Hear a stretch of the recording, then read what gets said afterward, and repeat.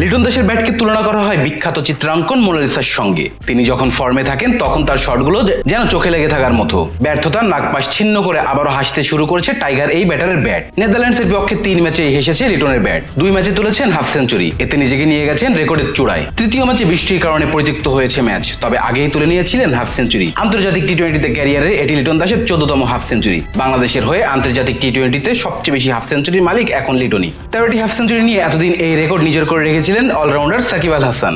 নেদারল্যান্ডসের সিরিজের প্রথম ম্যাচে হাফ সেঞ্চুরি করে সাকিবের পাশে বসলেন লিটন দাস। গতকাল আরেক হাফ সেঞ্চুরিতে সাকিবকে পেছনে ফেললেন বর্তমানে টি-20 বাংলাদেশের এই কাপ্তান।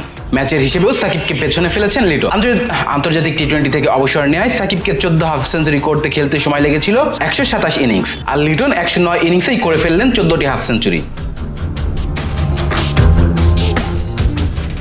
বৃষ্টিবিঘ্ন এই ম্যাচে শেষ পর্যন্ত 46 বলে 73 রান করেছিলেন লিটন। তার ইনিংসটি সাজানো ছিল 6টি 4 আর 4টি ছক্কায়। এতে আরো একটি রেকর্ডে ভাগ বসিয়েছেন লিটন। বাংলাদেশের হয়ে আন্তর্জাতিক টি-20তে সর্বোচ্চ ছক্কা মারার রেকর্ডটি মাহমুদুল্লাহ রিয়াদের পাশে বসেছেন তিনি। আন্তর্জাতিক টি-20তে বাংলাদেশের হয়ে সর্বোচ্চ ছক্কা মারার রেকর্ডটি মাহমুদুল্লাহ রিয়াদের। 77টি ছক্কা হাঁকিয়েছেন তিনি। নেদারল্যান্ডসের বিপক্ষে তৃতীয় ম্যাচে মাঠে নামার আগে 73টি ছক্কা ছিল লিটনের নামের পাশে।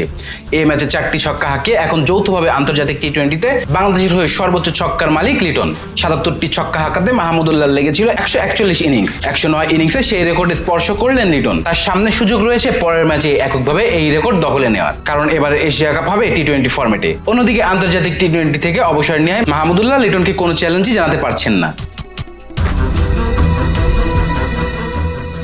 Rezan Islam, B Sports. Please subscribe our channel to get more information about sports world.